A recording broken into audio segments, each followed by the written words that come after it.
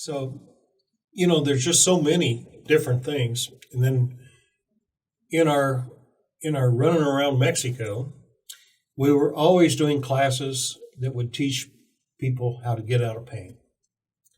And I just heard a couple months ago that we just healed the 100,000th person as a result of the classes that we taught at the university, which that's really exciting. Those people really take it to heart, and they're not like Americans where we're kind of lazy and we do something for 2 weeks. Yeah, we're not as disciplined.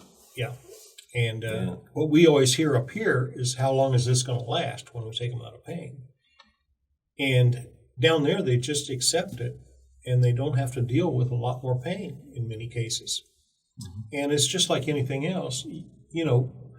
If we're in pain, a lot of people take a painkiller, and they have to take 2 a day or however many, and it's something they do every day. Mm-hmm.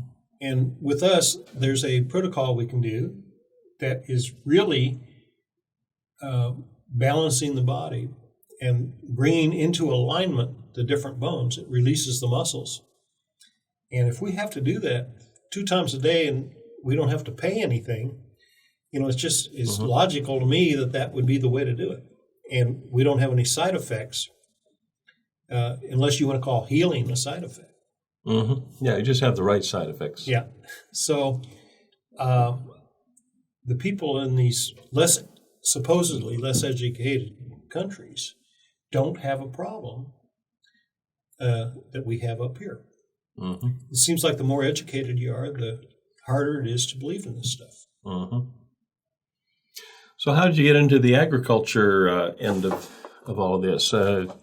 Did you discover, first of all, that you could use frequency to get rid of pests, and then later get into the DNA side of things, or how did that work? What was first? The first thing was using the tubes that had all the minerals, because I grew up on the farm over in Wisconsin, and so I thought God had delivered me from milking cows and stuff like that. I was so glad to get away from that. It interrupted my fabulous NFL football career, which never developed. I always blame that. But the truth is, I couldn't get up above 129 pounds when it counted. You were in the no football league. Was that it? Yeah. And by the time I got up to playing weight, I was too old. Uh-huh. Nobody wanted me anymore. So. But I do remember that we needed minerals in the plants, and we didn't really have much. And then more and more chemicals were developed to kill weeds and kill insects and stuff like that. And these tubes from Germany were getting remarkable results when we applied them to the plants. Now, were these designed to mineralize the soil or to release the minerals from the soil that were bound up as a result of chemical fertilizers? Yes. Okay. Both. Okay. But the frequencies of the minerals, that's what, when you are just eating a meal, the body breaks down molecular structure of the food and the water and everything. It's looking for the energy. When it finds the energy, it's done its job. That's what causes you to stay alive and keep on ticking. Mm-hmm. Usually we just refer to those as calories. Yeah. But it's more than that. It's not the calories. It's the mineral frequencies. Mm-hmm. So people can do much better if they start using those. So the reason we've deteriorated so much as a people is because we have no minerals content left in the food. And if you use the Roundup and products like that, they bind the minerals in the soil. They have a 20-year half-life, where if you do a Brix rating of the fruit or vegetable, that's the sugar content of the plant, and it shows the minerals that are being used or not used. And it goes down to 0 or 1 if you are using the Roundup. And it has a 20-year half-life, which means 100 years from now, it still has some Roundup in the soil. Mm-hmm. So can that ever be reversed? Yes, we have ways of doing that too. That's interesting. So you do that with basically with frequency as well. How long does it take to reverse it? Is this a 50-year project, a 20-year project, 10 years? Year and a half. Year and a half? I think that people could live with that. And we have 80% of the world is affected by the Roundup. Wow. So we got a lot of work to keep us busy the next few years. Monsanto's Roundup just went through a lawsuit, which they lost, didn't they? Yes, they did. What was that? Do you know and that? There's a bunch more now that the judges that opened the door, allowing to come in. Uh-huh. So they got rid of that company just right in time. Yeah, sold it to now. Bayer. Yeah, let the Germans handle the problem, huh? Uh-huh. Yeah. I wonder if they knew what they were doing. I wonder if they've genetically modified the aspirin. Interesting. Yeah. So, so tell me about the corn. And as a background, on October 25th of this year, I posted a weblog which was entitled "One Corn to Rule Them All," and I posted a picture which you have here. You can show them what the picture is. Oh. With the green screen back here, you're not going to see any green on this photo, but so it looks kind of bleak. This has 6 ears, full ears of corn, and that's pretty much what you see on this field. This is corn grown by Chapingo University. No chemicals, no insecticides. So they've cut the going in cost by 90%. Wow! So they don't need fertilizer or anything. So what is the? How did you come across this particular corn plant? How did you even know that it was possible to produce more than an ear or two of corn per stalk? How did you discover this? By chance. Right. One of those coincidences, right? Yeah. Yeah. We didn't know what it was going to do. We needed to do an experiment with somebody that had experience in knowing how to properly do one. You mean raise crops? Yeah. So you're going to work with a cornfield. I didn't have a cornfield out there in my backyard. Yeah. So had to find somebody that did. And it just so happened the University of Chapingo, which is about 40 kilometers from Mexico City, I had been working there with our quantum alignment program, classes that we were teaching people how to get out of pain. And one day we had a big class, 129 people, and 22 of them were from the school, the sports department. All of the teachers there had to take the class, and the university actually paid for the class, which we thought was very exciting. And so we had about 33 massage tables, because this was going to be the advanced class, which you've taken, if you remember. And we had all kinds of people that signed up. One of the governor's wives. There was a lot of what we would consider, well-known people that they were just all a bunch of Mexicans to me. I couldn't speak the language, but all kinds of people showed up to that class and spent the money. And there were 2 guys that were with the university that's all I knew about them. And we put them with the karate coach. And his level pain, he was a level 10 pain. He'd had about every bone in his body broken at one time or another. And he was seriously, what we call, the scientific term is seriously out of whack. So we go through the process to get them back in whack, and we let the people do it themselves, and I just show them what to do. And so at the end of the day, they had gotten this karate coach's pain level down from a 10 to a 0.5. And the karate coach just couldn't believe it. He was, for the first time in I don't know how long, He was probably pretty happy. he was happy. It was nice not to have to be so self-disciplined all the time that you got to concentrate on how to not think about the pain and make it go away. Huh? Yeah. He probably spent a lot of money on meditation and stuff like that. Yeah, probably. But anyway, these two guys that took the class were actually part of the school that didn't believe in what we were doing, and they wanted to expose me as a fake or a charlatan or something like that. Mm-hmm. And I didn't touch that karate coach. They did all of the procedures. And they watched the bones come back into place and everything, and his pain level go down. He was a friend of theirs, and they knew him, Interesting. And so he came to the head, Valentine, who is in charge of putting the class together, and he said, "We have a confession to make." He said, "We've come here to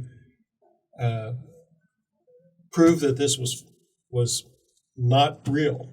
And he said, "My report is going to be very disappointing to the people." The people who sent them, huh? Interesting. So anyway, they came to me then and told me that, and that was really, really fun, because they just opened up everything to us. Mm-hmm. And I met the president of the university, and he told me he was proud to have me as a professor at the university. And I'm going, golly, I'm just, I'm the one that is happy to be included, It's quite an advancement from milking cows in Wisconsin. That's for sure. Okay. Yeah. Well, the Bible says to preach the gospel to every creature, and I did my share of that. Yeah. I don't know if Bessie's saved this day or not, but so, I said, "I have one problem, Senor." I said, "I give a lot of the credit to God. Do you have a problem with that?" And he said, "Senor Tim, this is not the United States. This is Mexico." Good answer. Said, "Here we can do whatever we want. If you want to blame God for this, that's your business." Yeah. You don't have to watch your political correctness scale. Huh? Yeah, that was kind of fresh. So they have a lot more freedom apparently in Mexico, religious freedom, than we do down here. You go down there and you say, "Are you a Christian?" And they say, "No, I'm a Catholic." And that's kind of confusing. But after that, I said, "Well, that gets you into the club, but it doesn't get you into the kingdom." So then they have to know how to do that. So it's really very easy to minister down there. The people just are so open to believing, and it's just, after a while, it's just like my old friend T.L. Osborne, the great faith healer that was from Tulsa, and he just preferred going. He says, "I could stay here and have a few hundred people show up, 1 or 2 salvations, a couple people get healed, or I could go to India and 100,000 people come and 20,000 get healed of something." He says, "It's just a whole lot more fun going to where people believe." He says, "Here we don't need God; we have insurance." That's right. And that's kind of how it is. Yeah. With a lot of people. Insurance and medicine. Yeah. And that's They kind of go hand in hand, don't they? Mm-hmm. So 6 months later, I got a call, and they said the agriculture department wants to talk to you about doing studies for agriculture, like you've done with the healing. Okay. And so I went down there. I met them at a restaurant, and at the head table was the guy in that class that was sent in to get us, And I got the old double hug handshake that they do, and he just acted like nothing had ever happened, And so I couldn't resist. I had to ask him, because others before me have tried to get them to look into energy medicine with no good results.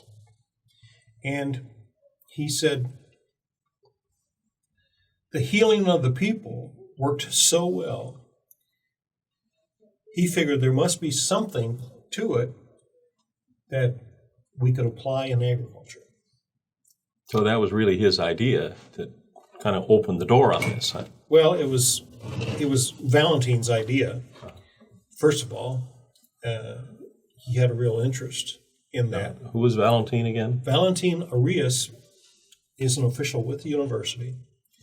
His brother is one of the top agriculture professors, and his sister was an administrative head of some kind. Okay.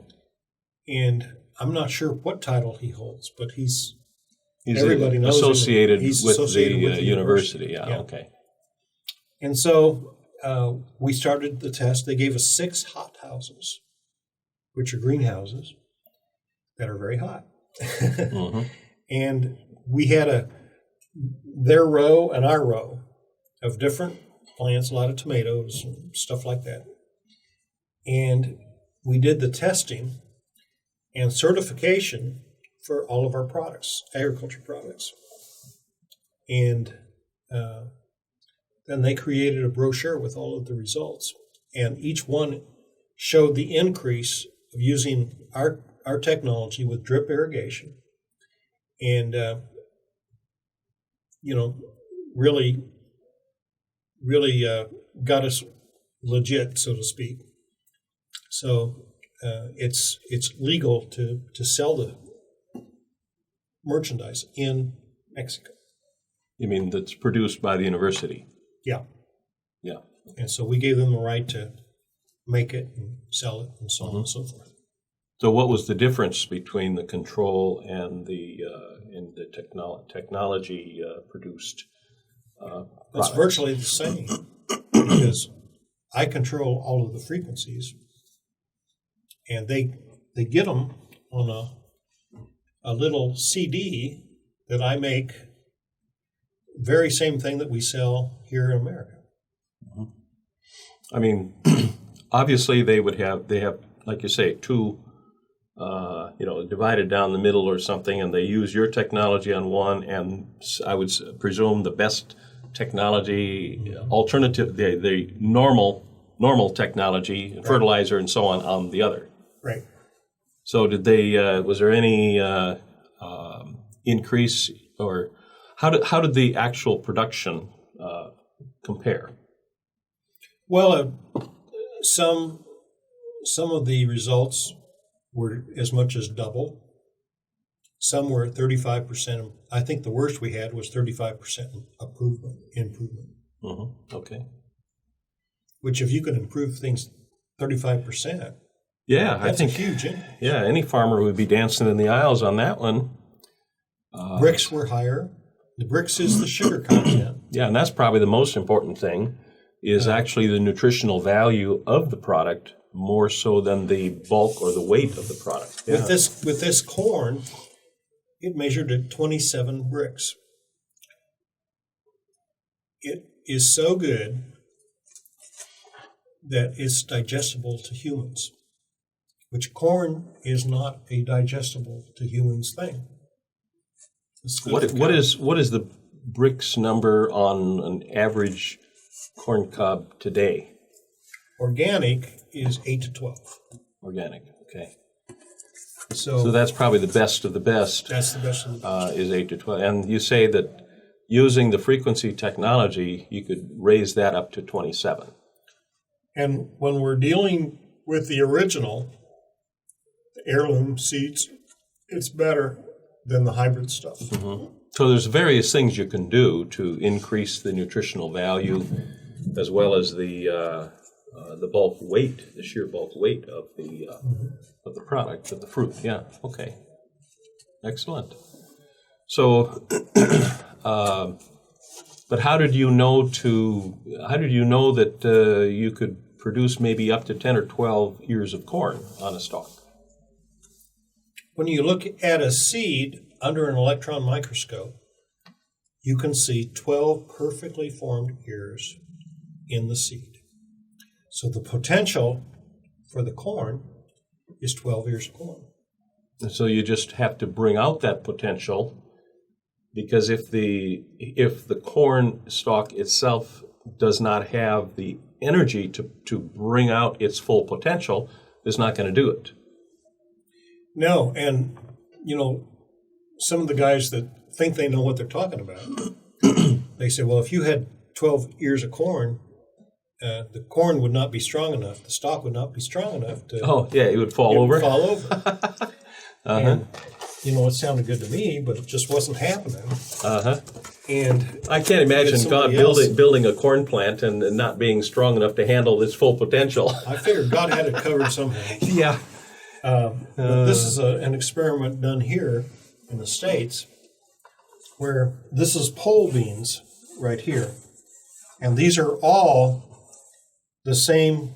It goes from 12 inches to 22 inches tall, with the same growing length. They were all planted at the same time, and one had, here's the check seed, which is just the seed by itself planted in the soil, and then we had energized seed by itself. And in each case, if you notice, the root system is bigger, stronger. Then this is energized seed and energized water. And then this adds biozyme to the equation, which is a natural compost type material. Okay. And so it just gets better and better. Gooder, Mom used to say gooder and gooder. Yeah, and then these, it's in this one up here is in the second trimester, ahead of these first ones. When it's ahead like that in the second trimester, this means a bigger factory. And they were ready to harvest a couple weeks early, which I remember some of the years we had flooding, so much rain that the stuff, we couldn't harvest it. We would have got in just under the wire with this stuff. And so sometimes it can make all the difference in the world. Yeah. Yeah, because if you can't harvest it, what's the point? Right. I mean, kind of wasted energy unless you just plow it back in and use it as fertilizer. That's right. So here is another test that the university did. This is a rye field. Yeah, and once again, there's a lot of green on that, and so you can't see it because of the green screen, unfortunately. But you can see. This is our side. That's their side. Okay, this is their side. We had two water sources. One we energized the water, and the other we didn't. And that's the regular growing method. It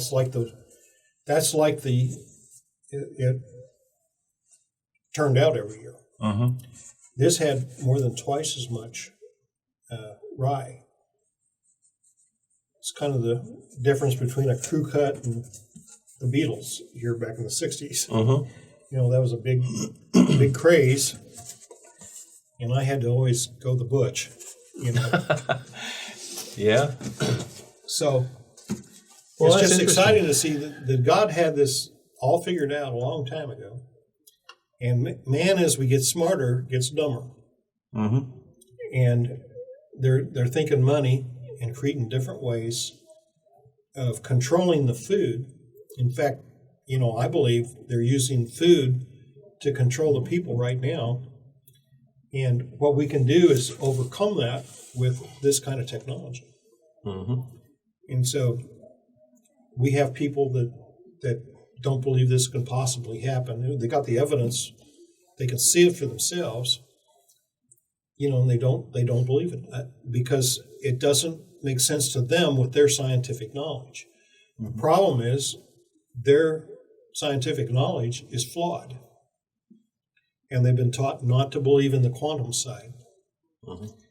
And companies like Pimix, I don't really care whether there's individuals anymore that believe or not. The Lord told me it was only for people who have ears to hear.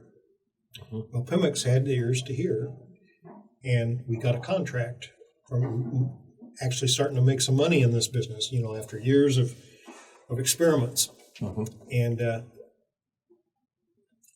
it's just really unfortunate that people let a flawed belief system get in the way of getting healthy and getting better. But that's what we've been taught to believe. Yeah. Well, the whole theory is that if there's no God, then man is basically his own God. And so then you enter into the money motive, because the love of money is the root of all evil. And once you get into that money motive, where that becomes the most important thing, then you're more interested in selling things by weight rather than by value, by nutrition, in other words. So if you can just produce more weight, somehow you can make more money on this, but it's at the detriment of the people. And then you get into the genetic engineering stuff, where the theory is we can improve on what God did. And That we don't believe in. Yeah, that we don't believe in. Yeah. And if I don't know, it might even be based on the old Greek view that matter was created by the devil. So if it was created by the devil, we can make it godly through genetic engineering, which, of course, is another fatally flawed viewpoint in my view, of course. But once we start to get into the genetic modifications of things, then there's this thing called a patent. The goal, I believe, the goal of Monsanto and others like it, is to patent everything so that basically we take it out of God's ownership and put it under the ownership of man. Essentially, the motive is to usurp power and control over God's creation. And whereas God has given this to us freely, when it's patented, it ain't so free anymore. Suddenly you have to pay for the seed every year. You have to go back for their own seeds all over again, more and more. And with the pesticides such as Roundup, it binds up the minerals, but it produces bulk. Which and it's starting to not do that anymore. Yeah, it's starting to break down there too. Yeah. Mm-hmm. And so we end up essentially destroying ourselves. And it goes right back to the principle of biblical law. Moses said, I'm setting before you life or death. Choose life. Anything that ends up destroying or is in a death mode, and there's probably nothing more evident of death than the principles inherent in modern agriculture and pesticides and the oil companies and the artificial stuff and genetically modified stuff and things like that. Because you can't even reproduce. I mean, it started out with just plain old hybrids. I remember in the fields and cornfields in Minnesota harvesting, not harvesting, but detasseling the corn, for decal. Did that for 75 cents an hour way back in the day. The big bucks. The big bucks, yeah. But essentially, it has moved over the years into greater technology where these things don't reproduce themselves anymore. The only things that reproduce are back at the lab, where they are growing things so that they can give you things where you can't just take the seed anymore and replant the next year. Because then, they want to make their money on that, which basically causes the whole world eventually to depend upon the company instead of depending upon God. So there's this great shift, which all comes back to the same old thing, that man has usurped the authority that God has given him, or really usurped sovereignty, and doesn't know the difference between a steward and a ruler, or a sovereign. They don't know the difference between authority and sovereignty. And so we've misused our authority, and we think that it's sovereignty. Because if once we get rid of God, then there's nobody sovereign over us or over the nation. So we have to set up our own gods then. We become the highest power. And we've also lost our sovereignty. And we've lost our sovereignty in the process, because being a slave of God, a bond servant of Jesus Christ, is actually freedom. That's the paradox of the whole thing. Whereas if you're a slave to man, all sorts of horrendous things begin to happen. And that has been the history of the world. And it wasn't until the Bible was opened up by the Protestant reformers in the 1516, 1700s that we began to actually see principles of freedom, which then got translated into the original American experiment, they call it. It was an experiment because nobody had ever tried these principles of freedom before, not on any large scale. And so, when we look back and say, where did our freedoms come from? Well, it really came from God, came right back to the book of Genesis, and now here we are. But in order to be able to enjoy these freedoms, one of the big areas here is food, because that is what sustains life. You got to eat, you have to drink water, you have to have clean water, you have to have nutritious food. And we, being made of the dust of the ground, have to be remineralized, Otherwise, we end up like a cotton field where it sucks all the minerals out, and after a few decades, there aren't any more minerals in there. Then if you just throw phosphates on it, it's like a drug. It doesn't remineralize the soil. All it does is stimulate the soil to produce more bulk. Well, cotton you don't eat, so it doesn't matter that much in the long run. But when you have to eat food that is demineralized, then the purpose of eating no longer remineralizes, it no longer fertilizes your soil, and then we get unhealthy. So then we have to take drugs to try to stave off various diseases, but the drugs are artificial too. We're not getting to the original problem. Anyway, I shouldn't be, I'm really talking to them. This is nothing new to you, I know. But I started getting interested in health matters same year that I got married back in 71. And that was a big pivotal year. I learned so many things. Whole new direction in life started in 71.